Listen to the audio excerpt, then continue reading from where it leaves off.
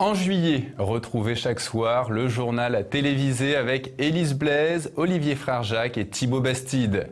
Découvrez notre émission Zoom avec les invités de TV Liberté, notamment Pierre Hillard, Patrick Liebrecht, Alain Sanders, Jean-Christophe Buisson.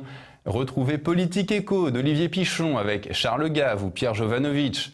Prenez le temps de découvrir Passé Présent avec Philippe Conrad, La Petite Histoire avec Christopher Lannes, Perles de Culture avec Anne Brassier, ou encore l'émission de débat Tête à Clash, Immédiat avec Jean-Yves Le Gallou et Hervé Grandchamp, et la semaine de Campagnole de Christian Combaz. TV Liberté est avec vous tout l'été. Foncez sur tvliberté.com.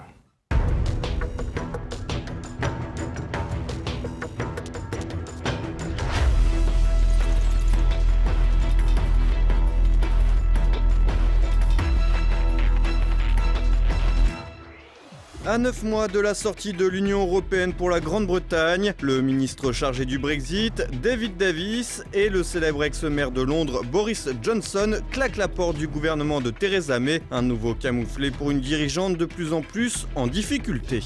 L'homme fort de la Turquie, Recep Tayyip Erdogan, a prêté serment et repart pour un mandat de 5 ans avec des pouvoirs élargis. Avec la réforme constitutionnelle de 2017, le pays entre dans l'ère du régime présidentiel.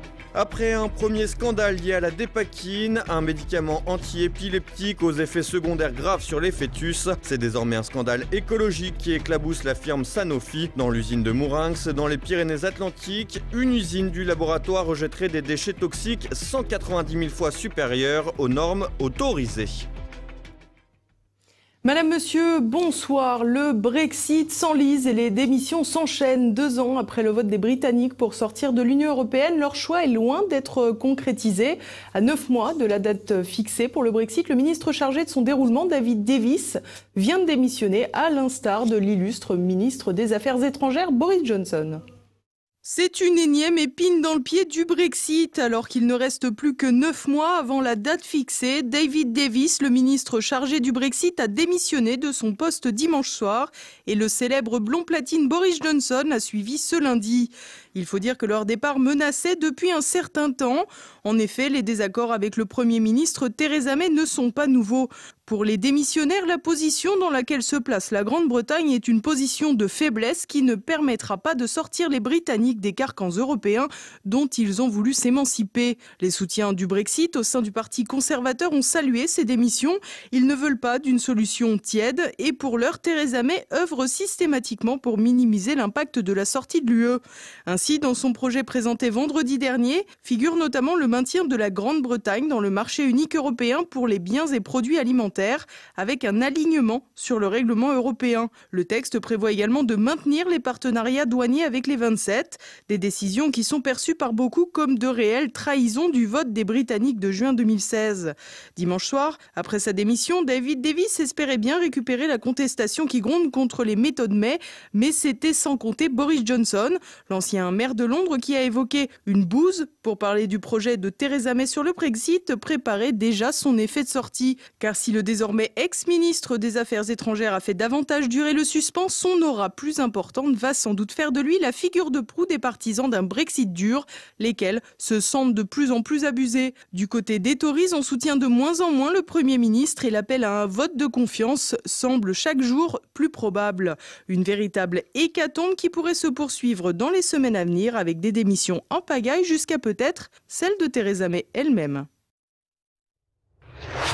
Emmanuel Macron devant le Congrès. Le président à la fièvre réformatrice entend trouver un nouvel élan après une baisse dans les sondages. Une partie des parlementaires a cependant préféré rester à la maison. Olivier Frère-Jacques.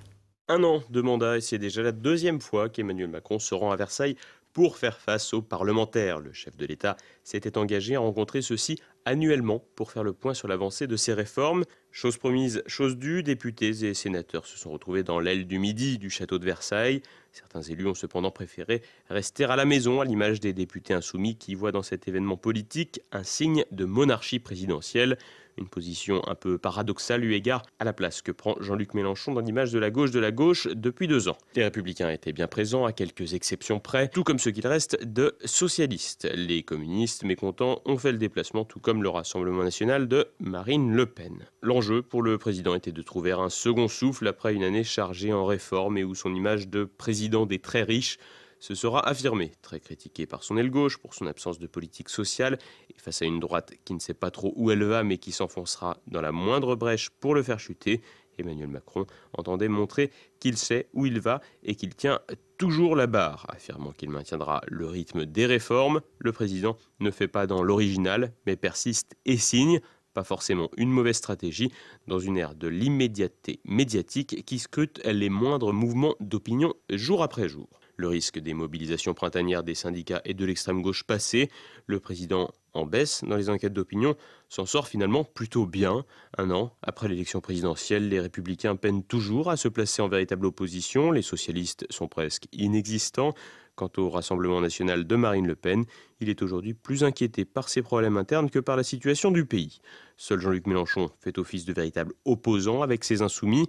Un opposant efficace mais un poil caricatural et qui finalement ne dispose pas de beaucoup de marge de manœuvre face à la machine en marche. Le président Macron peut donc partir tranquillement en vacances. En attendant, cette petite sauterie versaillaise aura coûté 500 000 € aux contribuables pour finalement pas grand-chose.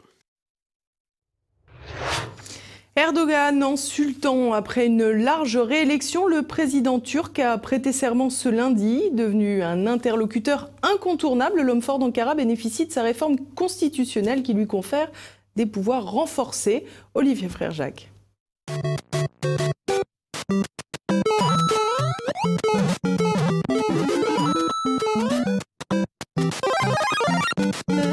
Super Erdogan au pouvoir pour 5 ans. Les soutiens du chef d'État turc font tourner cette vidéo de leur champion en Super Mario sur les réseaux sociaux. Et pour cause, Recep Tayyip Erdogan bénéficie à présent de super pouvoirs. À la faveur de la réforme constitutionnelle qu'il a fait voter en 2017, le président, fraîchement réélu, aura les mains libres pour diriger son pays. Les détracteurs de l'homme fort d'Ankara ont rapidement dénoncé une véritable dictature. Et pourtant, si l'on y regarde de près, il s'agit seulement d'un régime de type présidentiel, un régime qui s'oppose au régime de type parlementaire qui font la part belle à une ou plusieurs assemblées. L'avantage d'une telle organisation étatique est l'efficacité. Le risque est évidemment le passage à un pouvoir de type personnel avec les conséquences néfastes que cela peut comporter. En termes d'exercice du pouvoir, Erdogan a aujourd'hui la capacité de dissoudre l'Assemblée sans que celle-ci ne puisse contrôler vraiment son action. Pour rappel, Erdogan ne bénéficie pas de la majorité absolue que si l'on prend en compte ses alliés puisque son parti, l'AKP, compte 295 sièges sur 600. Le président devra donc s'appuyer sur ses alliés nationalistes. Les députés voient en outre disparaître certaines de leurs prérogatives comme la censure des ministres ou du gouvernement. Les hauts fonctionnaires et les magistrats dépendront aussi d'actes présidentiels. Personnage incontournable de la vie politique turque depuis plus de 20 ans,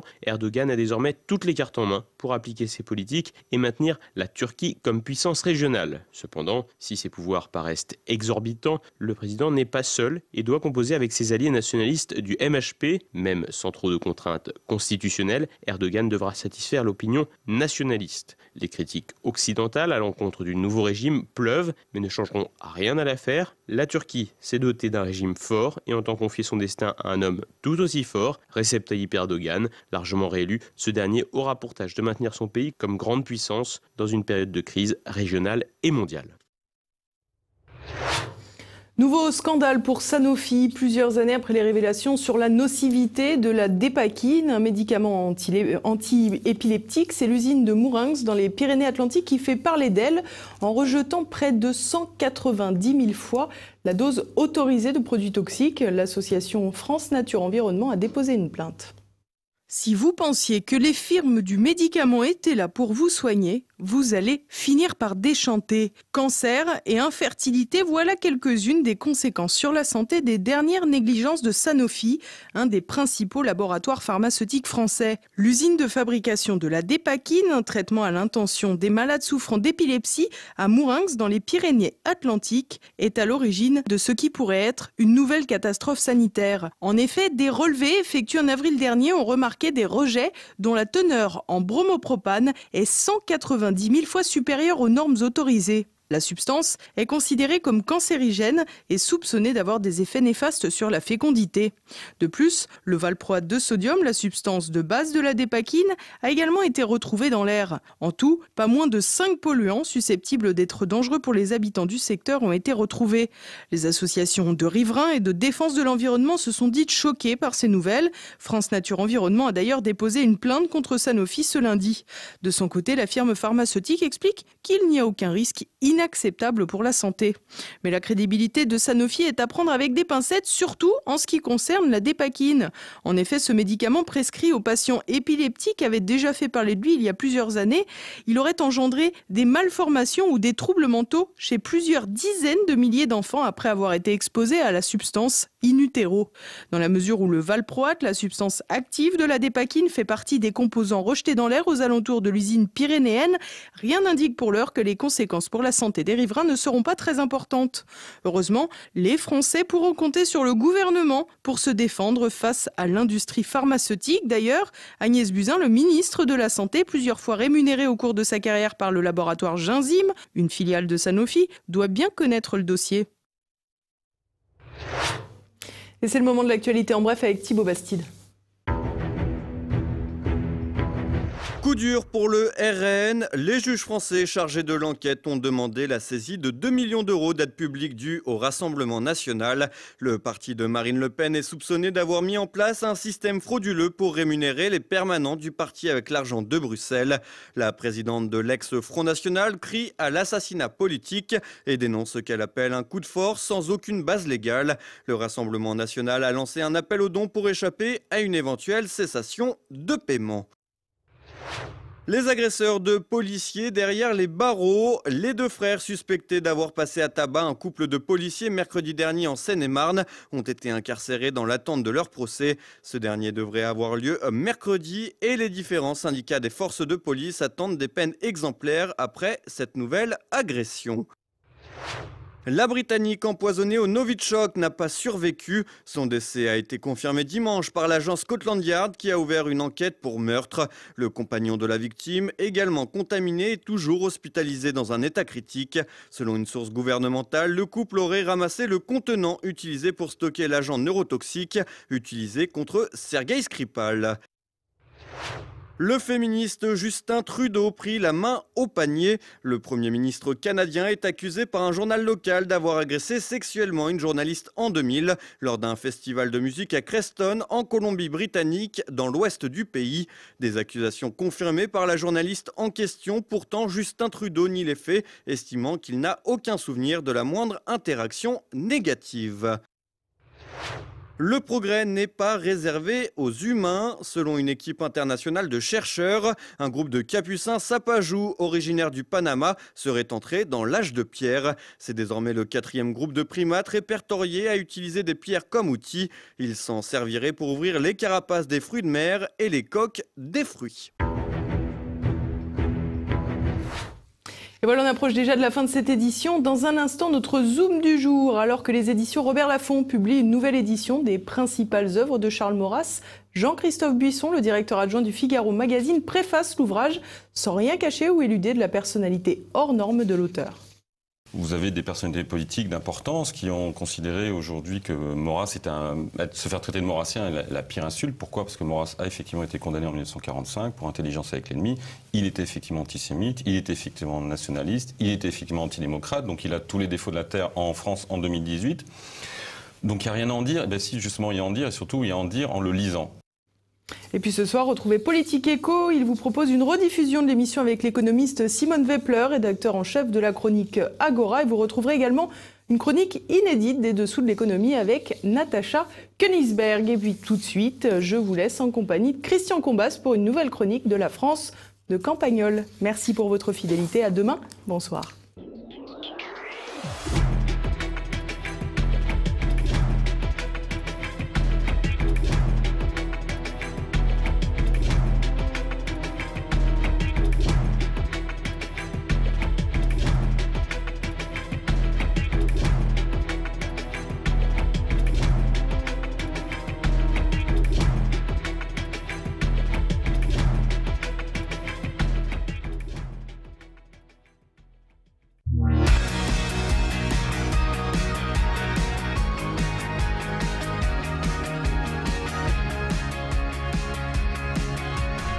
Le témoignage assez désabusé d'un dentiste exilé au Portugal, après avoir liquidé son cabinet en France, me servira de prétexte pour vous parler curieusement d'un autre dentiste portugais, celui-là établi dans la rue voisine de celle où je me trouve en ce moment en région parisienne. Le monsieur donc qui m'écrit du Portugal me raconte qu'il était dans un pays du sud de la France, pas très loin de Campagnol, et que pendant 35 ans, il a soigné tous ceux que les dentistes riches ne voulaient pas soigner. Enfin, sans le dire exactement comme ça, il disait qu'ils avaient déjà trop de clientèle. Mais en vérité, il s'écartait progressivement de tous ceux qui relevaient de la sous-ouverture maladie universelle, vous savez, la CMU.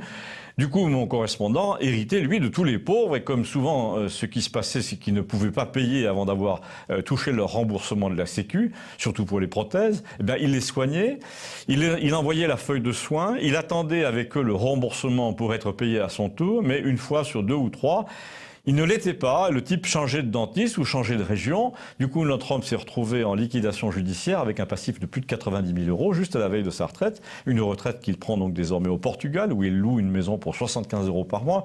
Et sa clientèle française n'a pas trouvé de remplaçant. Le cabinet n'a pas été repris. Le monsieur touche environ 2000 après s'être arrêté à 70 ans quand même. Et il me dit son amertume de voir que les Martine Aubry de tout poil, avec leur petit visage tout crispé, tout renfrogné, là par le désir d'avoir raison à tout prix, se sont arrangés pour détruire tout le tissu du système de santé français sous prétexte de faire du social. Le résultat, me dit-il, après 40 ans de simagrée sur le ton et dont les milieux défavorisés, c'est qu'il y a des dentistes pour riches dans les villes et des déserts partout ailleurs, et des trous immenses dans le maillage, des prothésistes profiteurs, des arnaques à la sécu innombrables.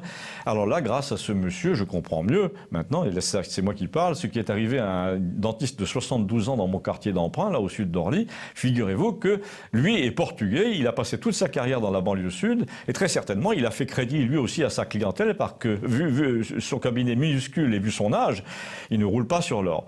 La première chose qu'il me demande presque avidement quand je vais chez lui, c'est ma carte vitale.